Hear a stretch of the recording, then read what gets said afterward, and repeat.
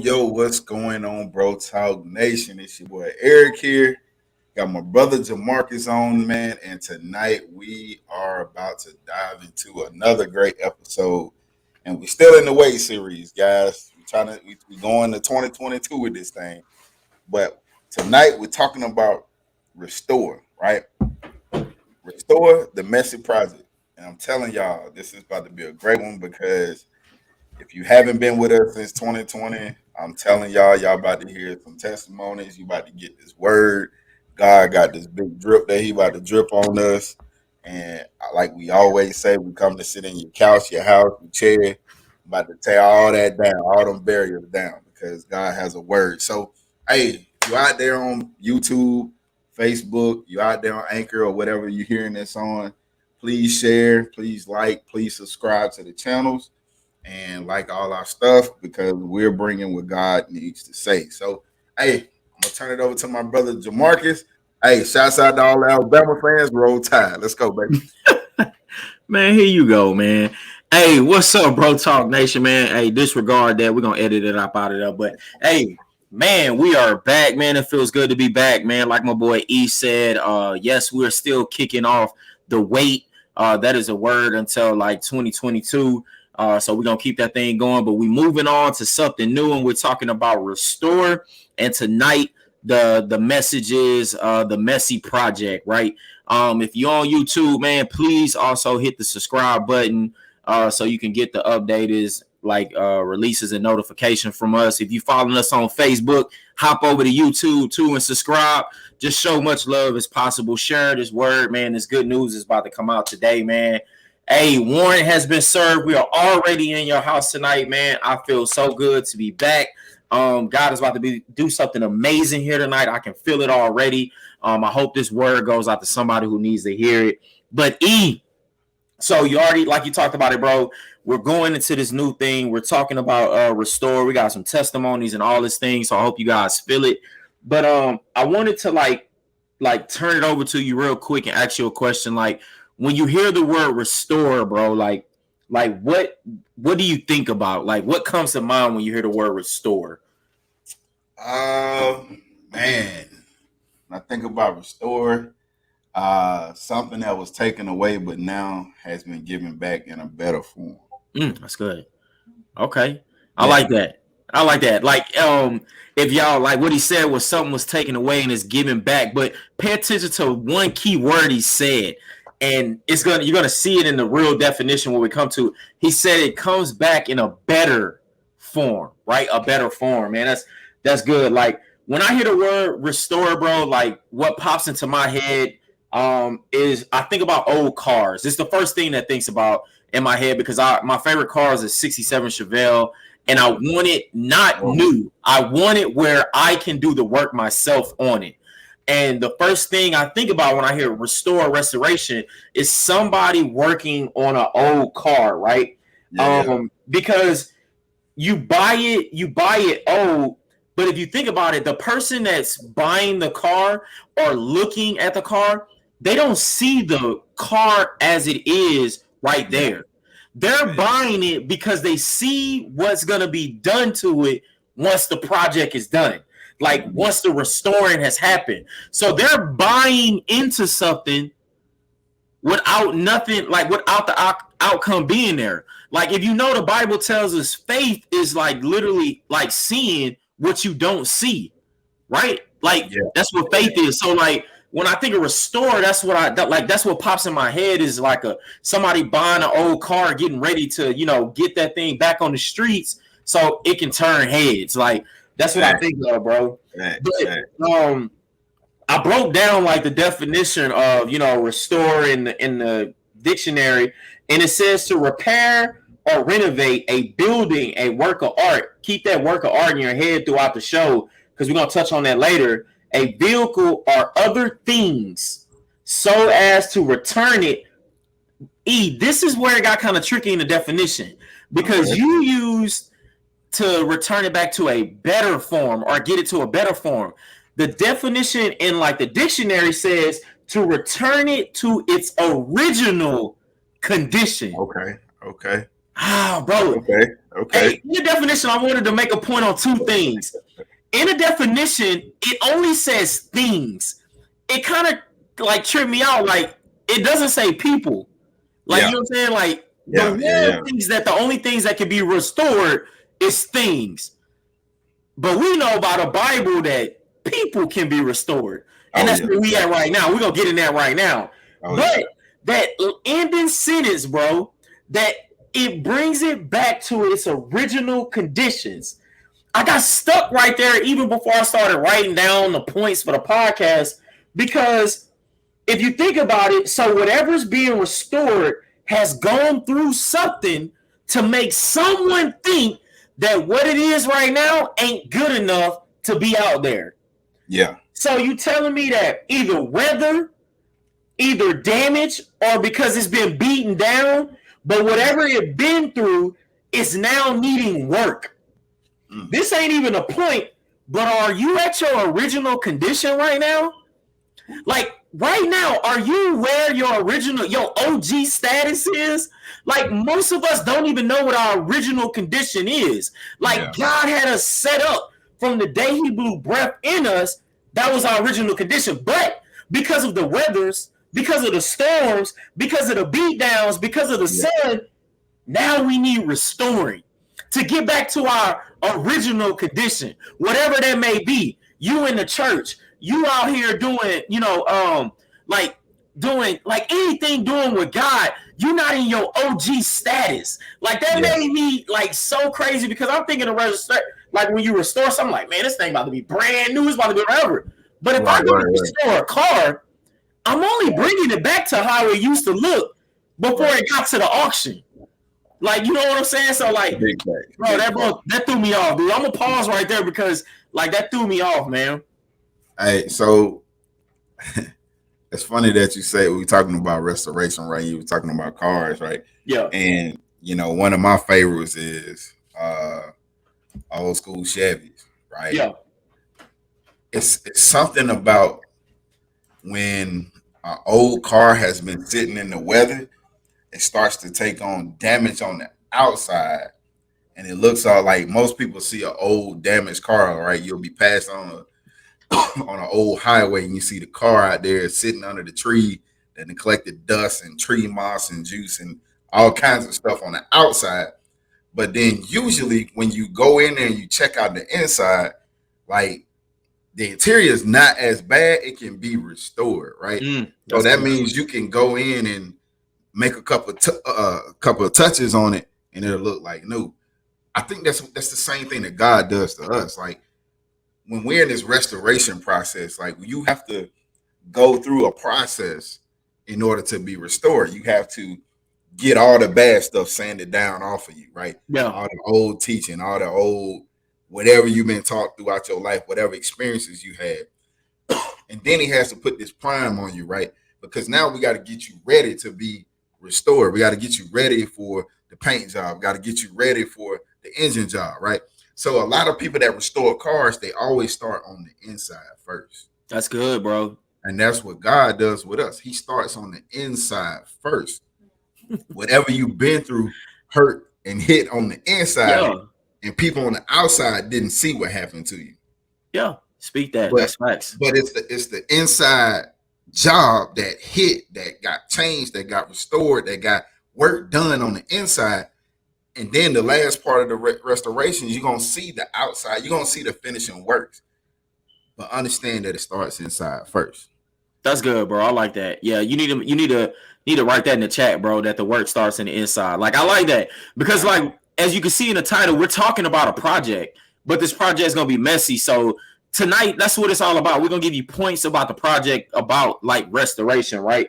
Like you talked about, like seeing that damaged car on the outside, and that's what I was saying. I didn't even get into the points yet, but that was a question. Like, what damaged you? What storm? What beat you down that has you needed restoring? Like, you need to know what got you where you at right now. Like, that's where it all starts at, bro. And I love how you broke that down.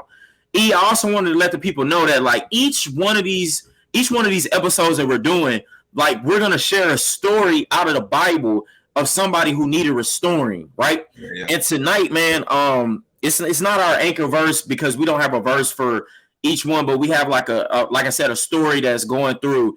And one of them tonight is 2 Kings 4:18 to 37, right? I don't want to read it all, but because it's like so much. But this right here is a story in the Bible about a woman who needed restoring, right? I'll start off at 18 where it says a child grew and one day he went out to his father who was with the reapers. He said to his father, my head, my head. His father told the servant, carry him to his mother. After the servant had lifted him up and carried him to his mother, the boy sat on the lap until the whole noontime, and then he died. So we're already in a messy project right now. Because before this story, the woman prayed for a son and she got told she was going to have a son. Now she has a son and the son has problems and now he just dies. We're in a messy project right now, right? So the mother goes on and, she tells them to go get the servant. She does this and all that. And she goes, and her name is Elijah, right? So she tells Eliza, the mother tells them to go find the prophet, right? And further on in the Bible, it goes to tell out that the prophet came to the bed of the boy, laid on him, neck, like cheek to cheek, body to body, and said, boy, get up. And the boy rose. Like this is a story of restoring right here. Like I said, man, hop in there and that's 2 Kings 4:18 to 37 and just understand restoring, man. But in that whole little moment right there of how to restore, like how the restoration came about, is so good that for the boy to come back alive, it had to be close. It had to be body to body, cheek to cheek, touch to touch. In your messy project, you're going to have to be close to God for restoration. You're going to have to be body to body, cheek to cheek, hand to hand, word to word to get the restoration. Get the restoration in here, like to get the restoring. So like that's the story that I want to share with y'all tonight. Like out of the Bible about somebody being restored in the Bible. And like I said, we're going to go through each one of these episodes. We're going to pull out something in the Bible to go, not just in the Bible, but also like our own testimonies, in which I'm going to share one here in a minute after we get to it, bro. So, okay, now let's get to the points of this, bro. Like, let's get to the meat and potatoes, right? Yes, sir. We talked about this in a past podcast, and you brought this up about like tearing up something like that, like throwing a bomb to it and breaking the whole structure down and things like that. We talked about this in the whole Foreman series about the foundation, right? A new house is not built on a weak foundation. Nothing can be built on a weak foundation, right? For new structures to be built, they have to be built on a clear ground, right? They have to be fresh. Like a new house coming in, they're tearing down everything. If the foundation is weak, they tearing that down. You can't build new on old weak structures, right? Marriage don't find healing on old habits or beliefs. New habits can't be formed until old habits are let go. You can't get to the truth until lies let go. So my question for you is, can you be torn down? That's point one. Can you be torn down?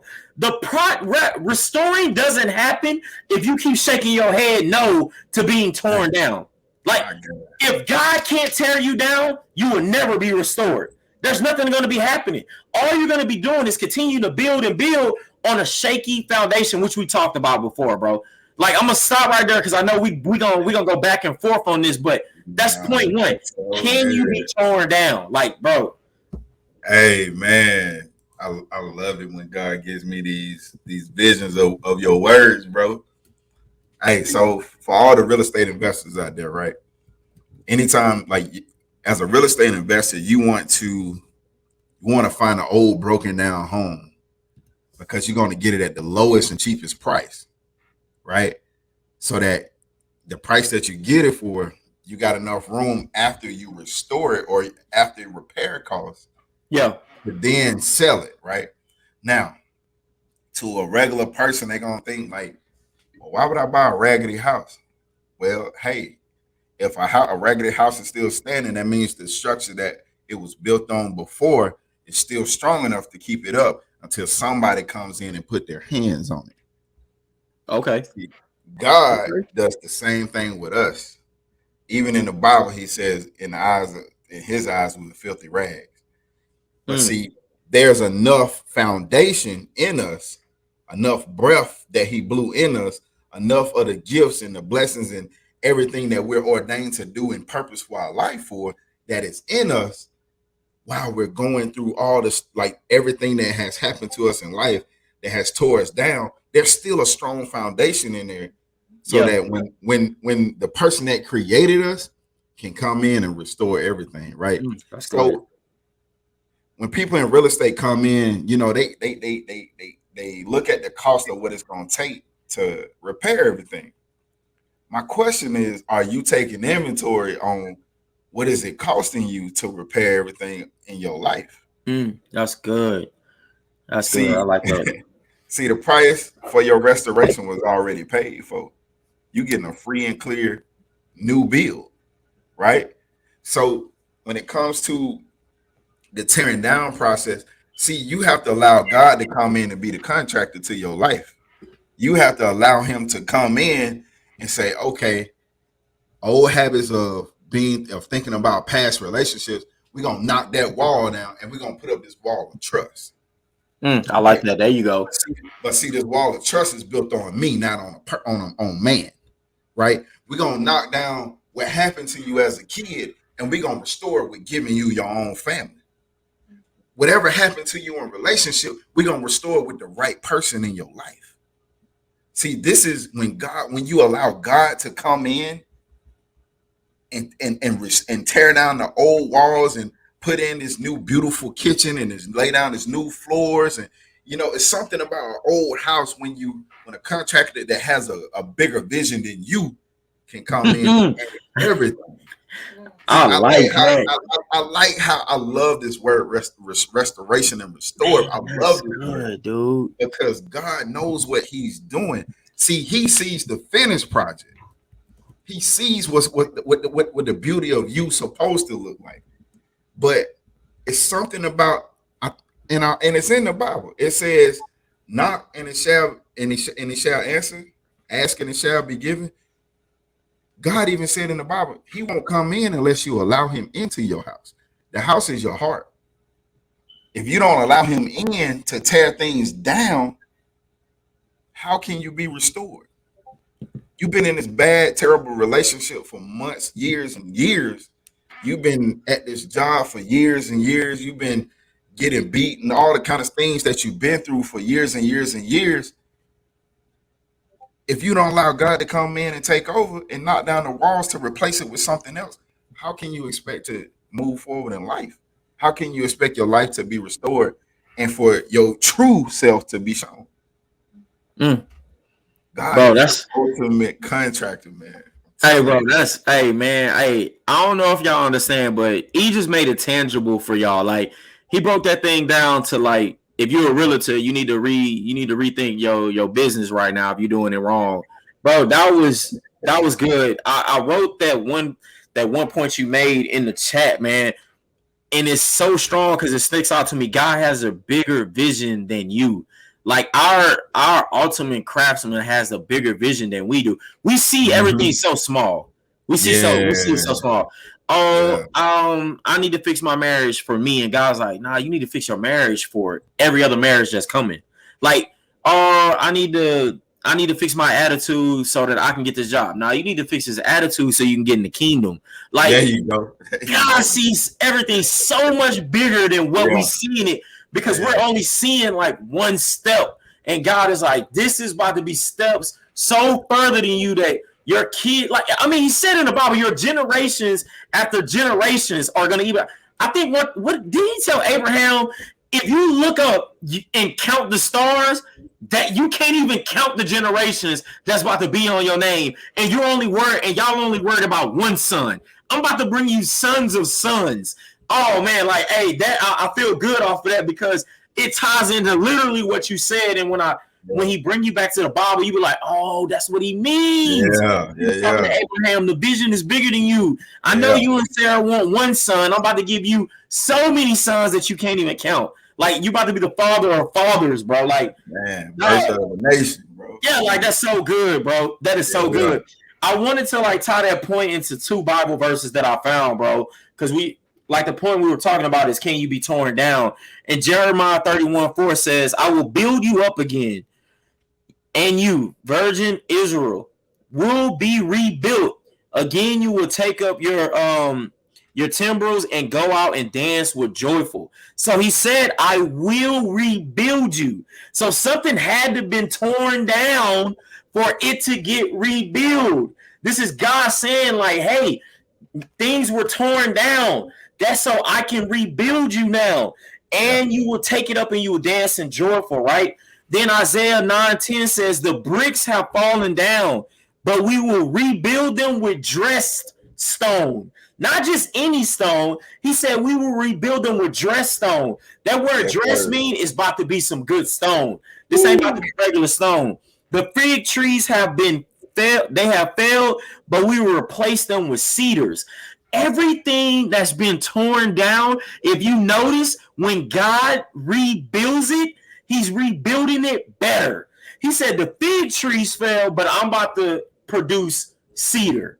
The stones might have broke, but I'm about to give you dressed stones. Like, bro, it's so good, man. Like, you got to let it be torn down. Because if you don't, like, most of us, we're sitting here crying over these temporary deaths in the world. Not like deaths of life, but like deaths that we're going through. Deaths of things that are being torn down. We're crying now, but if you don't let these things, if you don't let God tear these things down, that eternal death is going to be the worst. You're going to have a long cry if you don't let him rebuild some of these things and tear down some of these things in you. So here you go right here. Let me break it down and really sit in your house right now. So what is God tearing down so that he can rebuild? Is it your calendar? Is it your priorities? Is it your time, your finances, your desire? Like, you plug in what you want. You need to ask him to tear it down. Like, plug in whatever that may be and ask him to tear it down so that some dressed stone can be rebuilt. So some cedars can be rebuilt. I don't know if y'all know about cedar trees, but cedar trees last a long time. And they grow pretty high. See, the things that we've been growing, they capped off. And God is saying, no. I know your tree look high to you. I'm going back to what you said. I know your tree look high to you because that's your vision. That's how high you think you can go. Oh, you think all you can do is write a memoir? No. I'm about to tear that down because that's your priority. And I'm going to put a book in you. That's the cedar tree. See, he's telling you, oh, you think only you can go here as just an MA? I'm going to tear that down. See, you're going to finish off where I want you to finish off. If that's your own nursing practitioner business, that's my cedar tree I see in you. See, what I'm trying to tell you, bro, like you brought it up out of me. You are right. We only see the visions that we are. Like that's it. For the entire time of my life, all I saw was the Navy. That's it. That's all I was going to be. God has been opening up to be like, you're so much more than that. You have so much more to offer everybody than just that. See, you're capping yourself off with the fig tree. Yeah, it produces, but the cedar tree where I can get you at is going to take you higher. So you can see over a lot of more things. Ah, that's so good. That's good, bro. That's good. Let's go, bro. Hey, but that's, I mean, it's so true, man. And it's, I mean, if you don't understand, like, I know a lot of times we're crying over what was taken away from us, man. And that's your lack of vision. Like, it says in the Bible, the lack of vision, people perish. See, when you sitting over there worried about what God is taking away and, oh my God, I lost this man, I lost this woman, or I lost my job. And see, you in this lack mentality, and being in the kingdom is not about lack. We live in abundance. There is no cap to what God can do financially, spiritually, emotionally, mentally, physically. Like, come on, man. There are people with no legs that run marathons. Oh, man. Okay. All right. You know what? All right, bro. What are we talking about? There's no limit to what your potential. There's no limit to what God put in you. He put something in you because something greater has to come out. In order for the greater have to come out, the tearing down has to start. Those old habits have to be torn down. Old insecurities have to be torn down. Those old negative thinking, that old mouth that you have when you cussing everybody out. Let's like go, all bro. of that. The heart. Let me give y'all a quick transparency story, man. last year, I said it on this podcast. I was going through so much hell at work and in my personal life that I couldn't understand what God was doing. But see, I knew it was something about the journey that I just allowed God to come in and tear things down. Yeah. I got to a point, I said, God, I don't know what you're doing. I'm just going to allow you to do it. And I say yes to whatever you tearing down, taking away, or whatever. Right. And as God came in and started removing things, the thing about God, when he was tearing down things and removing things, he was teaching new things. See, he was dropping new seeds so that it can get in and flourish and regrow new things. Yeah, right? yeah. So that he can bring in better things into my life than I thought I needed back then. I thought I needed a relationship. I thought I needed this job. I thought I needed the approval of people. And God started tearing that away little by little, piece by piece. But he also, when he tore something down, he started replacing it with some better material. So now I can be on this podcast and speak from a place of grace, mercy, and truth, and tell y'all, God, when God comes in and restores things in your life, hey man, it looks so much better. Think about like people that are in the museum life, right? I don't know what you call them people, but they're in the museums. They get the old paintings, the old sculptures. Oh, you about to dog? We about to dive in this, man. And they got the job to, before they present it to the world, it has to be restored. And they take delicate time. They put on gloves just to touch it. See, that's the delicate hand of God, that when he comes into your life, he takes his time. He's very delicate about the things he's removing away and the things that now he's restoring with something better. I love when God brings this plan together, bro. Okay, hey, before we cut to that, because that's literally what's coming up, I wanted to touch on something you said, man, because you were making the point of when God tears down something, he replaces it, right? Like if you think about the entire Bible from Old Testament to New Testament, God tore down the church to bring a new church. God tore down something that looked good, that had great intentions, and he brought something better. That better was Jesus. Like, I don't want to get into this right now because that's coming at the end, but don't think there's nothing that's too good that can't be torn down. Like, God tore down the old church and brought a new church because it was something better that was replacing. Oh, that's good. Now let me go right into this cutaway, bro, because you tied right into what we were talking about, bro. So in the definition while I was talking about like what restore means, they had the words work of art in there, right? So I got into Google, man. I started doing my research, and I feel like I'm one of them people now who can restore art. I'm telling you.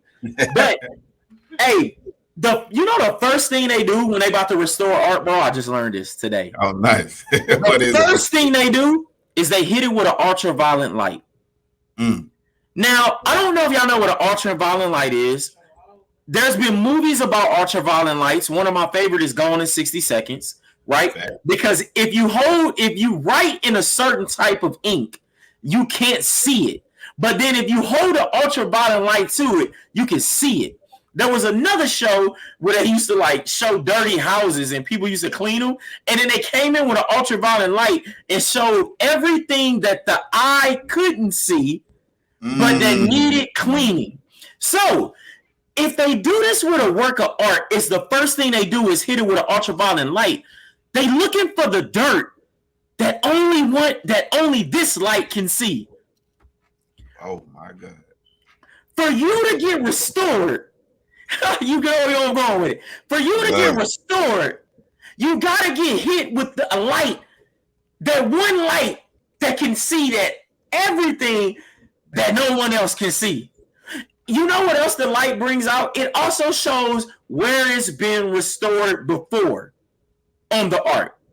Now, this made me start thinking, after they do that, then they have to clean the art.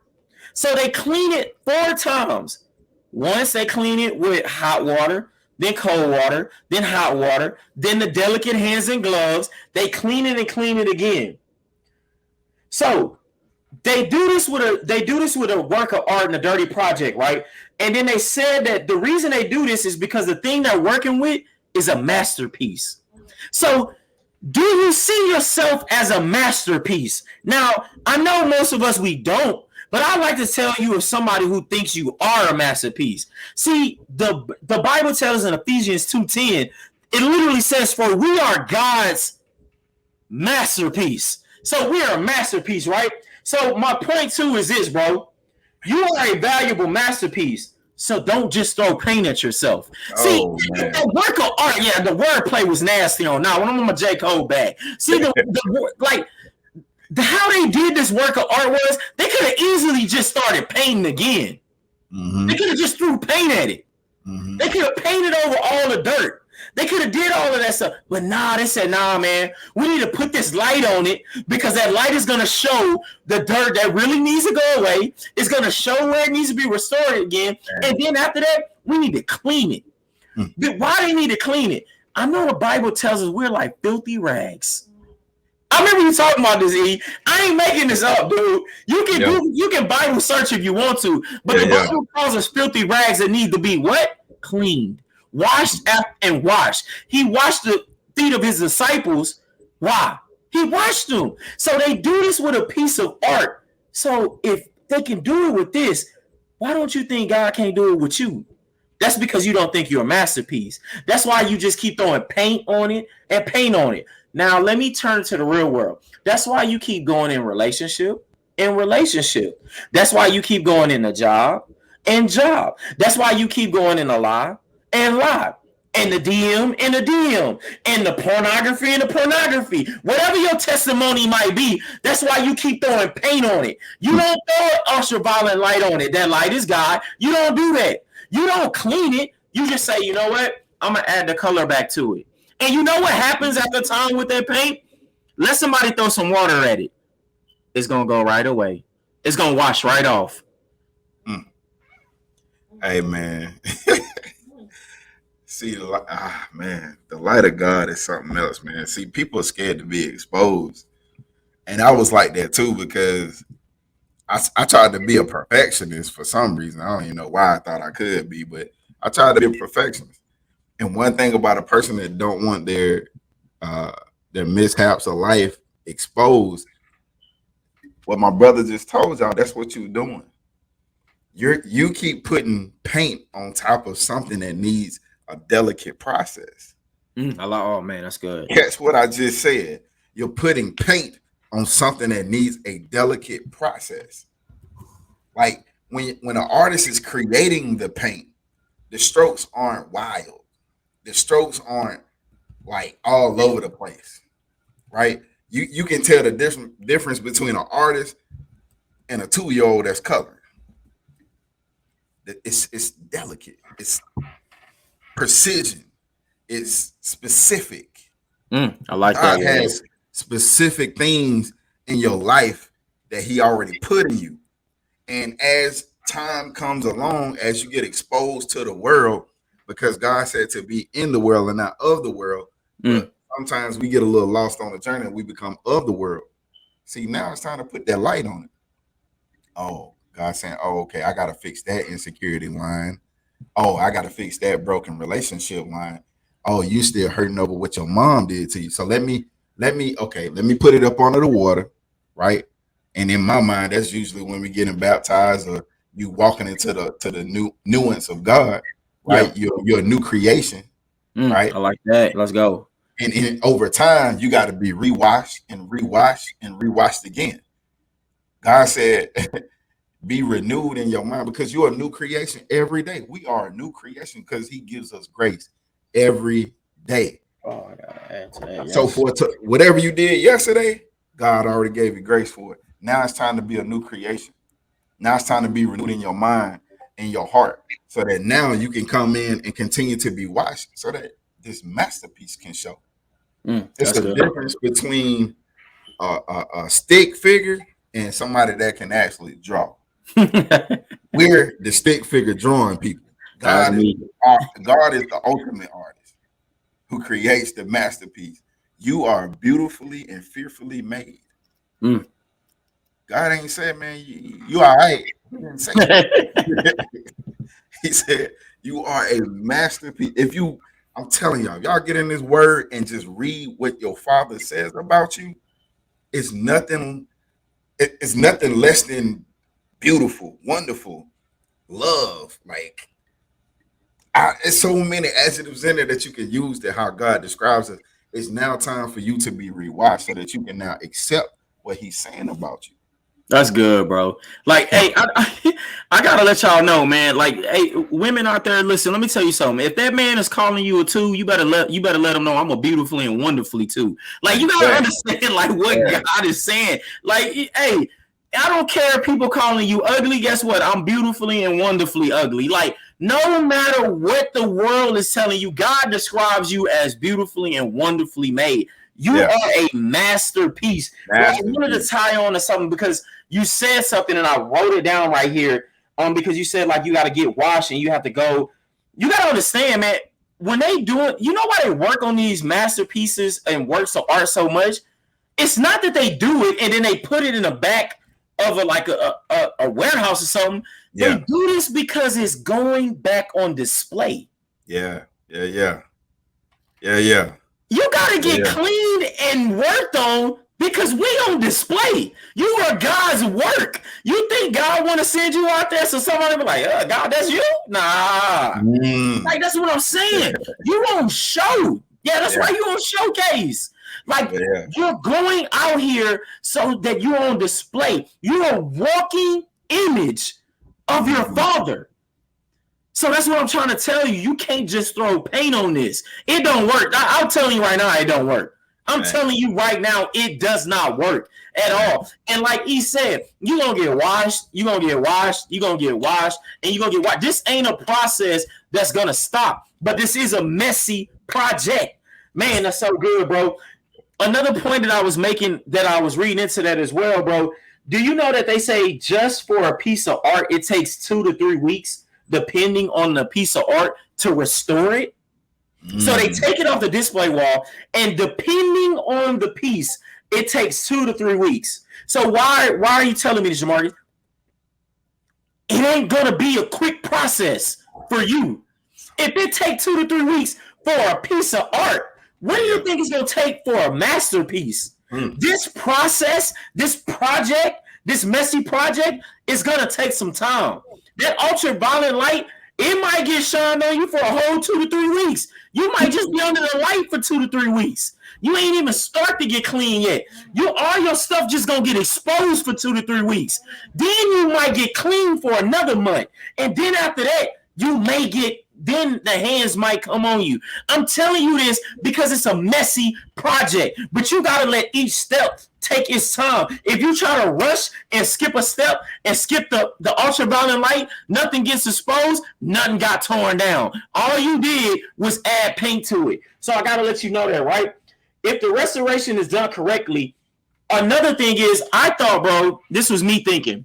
I thought if a piece of art was restored, then it loses value because it's not its original condition, or it's not the original thing that the artist did. But come to find out, during the restoration, or if something was restored, it doesn't decrease in value. But watch this. So as long as whoever's doing it does it precisely. So just because I've been restored, I'm still the same value.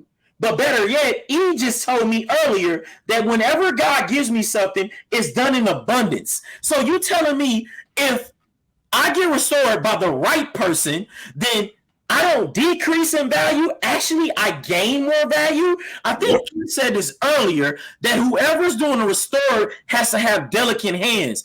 Now, I know there's something in the Bible that talks about who is the potter's hand. And I think the only person they described was God. So God is our master craftsman, right? He's the one who's going to do what he needs to do for us. Dog, that's so good, because if you're letting the wrong people restore you, you're going to lose value. But if you got the right person who's the ultimate craftsman, who's the ultimate creator, restore you, you don't decrease, you actually gain value. Hey, since we on this, y'all know I do business and all this. So I was sitting there listening, man, in the words of Prophet Jay-Z. He talked about it in one of his songs on the 444 album, right? So he was talking about he bought a painting for $1 million. A year later, it was worth $2 million. Hey. 3 years later, it was worth $8 million.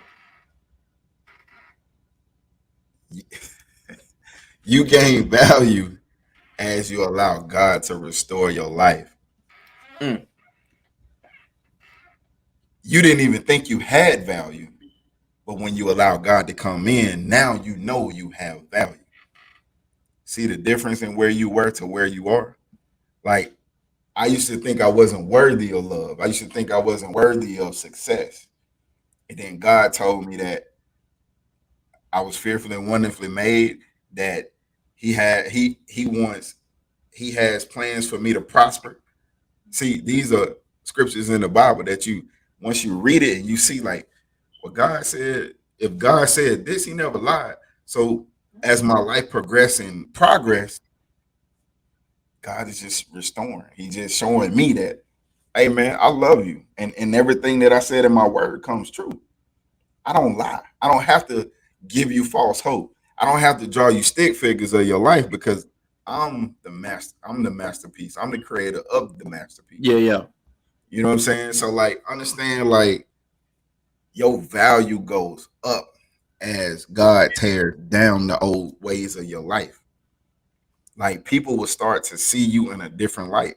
People will start to respect you in a different light, because the light that will shine on you is coming out. Like, that light from God is way different than when somebody trying to find some dirt on you, or somebody just trying to tear you down from your past. You ever heard a person that when y'all get to talking about something, they always bring up what you used to do, who you used to be? Of course. She used to be a crackhead. She used to be out there in the strip club.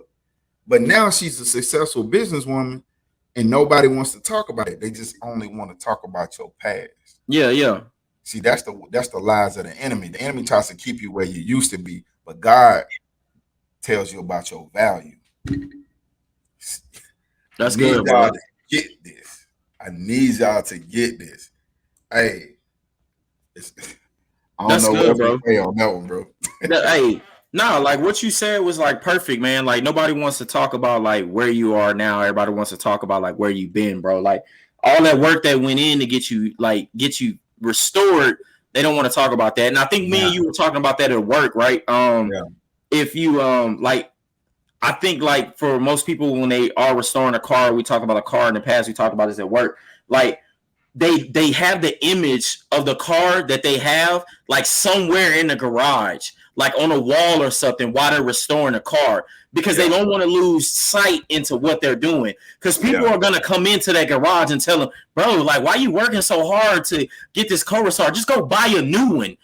Oh, that's so good. Just go get a new one. Why are you working so hard to fix something? But see, that picture that's on that wall, they don't lose sight of that because they know what they're working for. That is just like what God is doing in your life. That's what you should be doing in your life as well. People are going to come and tell you, man, why are you working so hard to be brand new? Like, just go get in another relationship. Don't worry about that man that you praying for that's supposed to be coming to you. Don't worry about that job that you praying for, or that marriage, or that insecurity to go away, or that father that you've been looking for, that mother that you've been looking for. They're going to go tell you to find the easiest way to go get it. But God is going to remind you. He's going to leave that image in your head on your wall to be like, this is why the messy project is going on. Because I know you're going to lose sight of the car that we rebuilding on right now. But I got to keep this in you so you don't lose sight of this. Because this is why the work is being done. Bro, that's good right there. That's good. That's good what you just said right there, bro. Because people are going to miss it, dog. I want to say that so bad, bro. I want to say that so bad. Hey, but I want to get into like a part of restoration that I was Googling and that I found, man, because like I didn't know like all this goes into restoration, but hey, it do, and it's good points of it. But do you know they got 4 steps of like restoration? when they're doing stuff, right? Or like anything that's being restored, they got 4 steps. It's called gutting, planning, laying a foundation, and beautification. I want to talk about 2 of these. I know, bro. The words are already good. I want to talk about 2 of these. The first one I want to talk about is gutting. We've already been talking about gutting like this entire time. But if you don't know what gutting means like removing something. Like if you gut a turkey, you're taking the insides out. Like you're taking everything out of the turkey that you're not about to eat. If you're gutting the old house, you're removing everything. You're gutting that house all the way down to bare minimum so you can work on everything that needs to be done, right? This is the painful and the slow part of restoration. This is the worst part of restoring. This is the ultraviolet light. This is people coming in your business. This is you opening up to people, telling your testimony, telling them how bad you are, telling them that you're addicted to pornography, telling them that you made mistakes in your marriage before. This is everything that you don't want to say because people are going to remind you of this every single day. It's the slow knife in your back, the part where you are vulnerable. See, when a house is being gutted, the house is vulnerable. Somebody can come tear it down. Anybody can move in. We all know, I hate to say it, I'm from the hood, but when houses are now being gutted, that's when they turn to crack houses. That's the vulnerable part right there, and this is a slow and painful part, is the gutting, right? But do you know who hands are doing the gutting? You talked about this. Do you know who hands you are in this whole part? You are in the hands of a master craftsman. You are in the hands of the best mover there is possible. You are in the hands of the person, of the one person who knows when and what and why to gut at that time. When we go into other people's lives, and I'm going to be real right now, when we go in and we think we can gut other people to help them, you know what? We go in with a selfish intention. I'm going to go in and remove what I want to remove because it's the best for me. God removes what's not best for him, but what's best for the kingdom. See, that's what I'm trying to tell you. God is removing things not best for Jamarcus, not best for my wife, not best for my kids, not best for all this. He's removing things that's best for the world. He's making me better for the world. So when I walk about, it's for everyone. So that's what I'm trying to tell you. Get in the hands of a good craftsman that's going to gut the right things.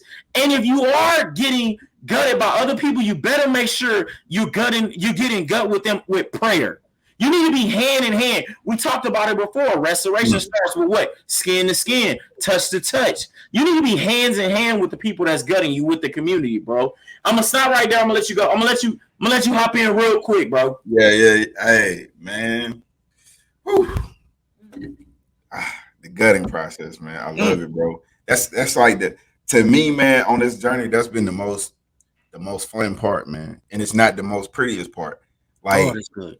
Like people that buy in a house, they want to see the foundation that is being built, because we like to see things that are started, and then they want to see the finished product. When you get your new house, for anybody that bought a house, you didn't go back and ask the contractor what he went through in order to build your house. You didn't ask, hey, when it rained that day, what did you do? When it was hot out there and you were building on the house, what did you do? Yeah. See, we don't check in on that stuff because none of that is important to us. But the person that is important to is God, because those are the important things. See, without the beams in the wall, your house wouldn't stand. With that old wood in your house. Say it again. With that old wood in your house, with the termites in it, your house wouldn't stand. If God is gutting out things out of your life, it is for your own good. It is so that when he replaces, if he takes that job away from you, just know that better is coming. Like the image that I'm getting right now, I don't know if everybody's seen this picture on the social media or whatever, but there's a picture of they got as many different forms of it, but they got this picture of Jesus, right? And he's holding a bear. The little girl has a small bear. Yeah, I seen that one. But Jesus has a bigger bear behind him, and he's reaching out to take away the smaller things in their life to give them better. It's the same thing with us. When God is taking away things on the inside of us, that old heart that we had, that old anger that we had, those old feelings towards people that we had, you used to didn't trust nobody. You didn't care about people, right? You were selfish and only thought about you. But now he's tearing it away from you, taking you through heartaches and pain to humble you. And now you understand what it means to actually truly love and give and be there for somebody. He's restoring those things. We got to give those things away. We got to allow the gutting process to happen. That's good, bro. Yeah, like you said, man, the gutting part, it's slow and painful, man, and you got to get through it. And like I said, man, I'm only gonna talk about two of these, but like the other one is laying a foundation, and we kind of spoke on that one earlier, and we talked about it on a past podcast. But like we said, none can be built on old, man. Like none can be built, right? And then the other one is, of course, planning, right? Like we're gonna get into this one in another podcast, but like everything has to be planned, right? I think my brother-in-law said it one time, like you got to plan not to sin. I think that was what he said on one of his words. Like, so planning comes into everything, and that word right there stuck. Like you got to plan not to sin. Like if you're not doing that, then you're planning wrong. Like, so everything comes into planning. But bro, the one that I wanted to get into, because this is the part where everybody has to feel it, is the beautification part. Like the beautification part, I want that to set in, that restoring is not everything all bad. Like once the restoration is done, there's a beautification part that comes with it. Like he already said that God has these adjectives that he uses with us: beautifully, wonderfully, abundantly. Like beautification comes with it, bro. The old is gone, something new is standing there. It is no longer just an image. Now it's tangible. You can touch it. You can see the project is done. The mess has been cleared. Now you have everything. Now you can add. Now it's time for you to add color and decoration now. See, you done sanded everything down. You done got everything. You done clean. You done ultraviolet. You done wash. Now God's saying it's time to add color and decorations. Better yet, now it's time to add joy and peace. Let's change the words out. See, now you done got in the relationship. Now you done got in the relationship. You done cleared out everything. You done aired out everything to each other. You done laid the foundation of truth and trust. Now it's time to add color and decorations to it. Now it's time to add joy and peace to it. Love and happiness. That was a song. I believe somebody sung it. Like it's time to add these things. Because for most of us, what we do is we just stay in 3 stages of restoration. We only do the gutting, the planning, and laying foundation. And we keep doing those 3 over and over. And we don't do the beautiful things in the restoration. We get in a relationship and we keep going in circles and these cycles. And God is telling you, hey, we done done this. Now when you going to start adding color to this? When you going to get out of this color of black and start painting in the sky blue and pinks and purples? Like when you going to get in these other colors? Like why you want to keep painting with the same thing? I done gave you so many different hues. Let's go. Like you gotta understand, like this is what God is saying for us. And bro, like I'm about to end this with this thing that I found, bro. And it's literally in the Bible on how God broke this down. And it's Ephesians 2:14 through 18. And literally what he said was, this is how God was turning 2 things into one. And we talked about how he did this with the church. He said, for Christ himself has brought peace to us. He united Jews and Gentiles into one people when his own body on the cross. He broke down the wall. He tore down the wall. He tore down the wall. I keep repeating it because I want you to know we're talking about restoration of hostility, and they separated us. He did this by ending the system of law with its commandments and regulations. So he tearing down the old church. He made peace between 2 different people, the Jews and the Gentiles, by creating in himself one new people. So he rebuilt. He tore down and then he rebuilt with one people from 2 groups together as one body. Christ reconciled both groups to God by means of his death on the cross. Towards each other was put to death. He brought this good news of peace to you, the Gentiles, who were so far away from him. Now all of us can come to Father through the same Holy Spirit. So literally, if you let this go, he tore down this wall of two different people. He brought one person, which was Jesus. That's what he rebuilt. And he said, the only way you're going to get through this is through one. See, y'all been going looking through so many different places to get restoration. I need to show y'all I can tear all that down, what's been taught, and I can teach y'all and rebuild y'all something new. Put it on the cross, let it go away, and that's the only way you're going to come through restoration. Like, this is what I'm trying to tell you. That's why Psalm 23 says, let him restore my soul. Like, this is why that's so big and strong right now. It's all starting to make sense now. He all had it. It was a messy project all the way in the Old Testament, and God said, you know what? This is getting too messy.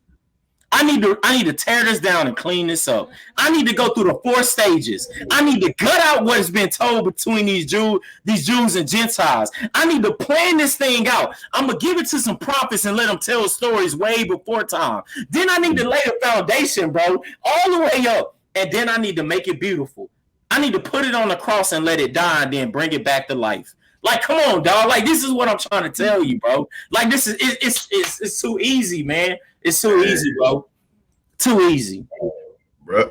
Hey, bro. I don't know if y'all caught that, but he just laid the beautiful picture foundation of deliverance of your life. Like, understanding that God loves us so much that he created a simple process. Simple. He said, all right, we doing way too many things, right? People that get too many instructions, they get lost and they get stagnant, they get stuck. Yeah. But when it's a simple process, if I gave, because I think the word is called blueprint. He gave us a blueprint, right? And the blueprint was given to the ultimate carpenter, who was Jesus. Jesus was a carpenter. Since we're talking about restoration and rebuilding, Jesus was a carpenter. That was his purpose. And one thing about carpenters, they go to the next project, fix what is wrong, and then they move on. There's a process of tearing it down, right? Restoring, and then beautification. It's the same process. God did that. Jesus did that as he walked his journey. He's showing you the process of restoration. He restored sight to the man that was blind. He restored the ability to walk to the lame. He restored what the world said about the lady that was everybody's wife. Restore her to say, hey, you are a daughter of the true highest God. He walked the journey of restoration. That's all the Bible is talking about. Restoration. If you feel like you're stuck in your life right now, that you done so much wrong that God can't heal you, just know if you allow the master to come in and create a masterpiece, your life will be restored. You're going to come out looking so brand new that people not even going to recognize. It's something about the moment they saw you buy that old car, and then when you restored it, they be like, hey, man, where you bought that from? That's the one I bought. I restored it, and now it look. This what it looked like. See, now they can see the vision. See, you are the tangible walking miracle that your purpose is to walk this journey and tell your testimony. Tell the world how God came into your life and tore down old things that kept you bound, old things that kept you in bondage. I was in bondages of past relationships. I was in bondage of failure. I was in bondage of not feeling worthy. And then I allowed God to come in and restore. And now I know my worth. I'm valuable. I am priceless. I'm a son of the Most High God. All right, say that again, bro. I'm a son of the Most High God. He said that I can be in the kingdom and I'm royalty. It's my inheritance. But until you allow God to come in and tear down all that old stuff, and just like the title of this podcast, the messy is not going to be beautiful. But there is a time when the beautification happens. Yeah. I just broke that down to you. When the beautification happens, joy, peace, love, all that can be man, it's so great, man. It's so great. bro. Like, whew. That's good, bro. That's good. Hey, I wanna like touch into something you said, because you said that like it's what God is like giving us, right? Like you said, you're the son of the most high. I need to let y'all know before we end on this podcast that it's even bigger than what E is saying right now, because it's a promise. He Right. promised us restoration. Job 2:25-26 says, I will repay you for the years of the locusts have eaten, the Mm, great locust and the young locust, and the other locust, and the locust swarm. He named every locust. Every locust he named. Now, I know you're reading locust, but what he's saying is any and every bad thing, he says, mm, I will repay you for the years, right? My great army that I sent among you, you will have plenty to eat until you are full, and you will praise the name of the Lord your God, who has worked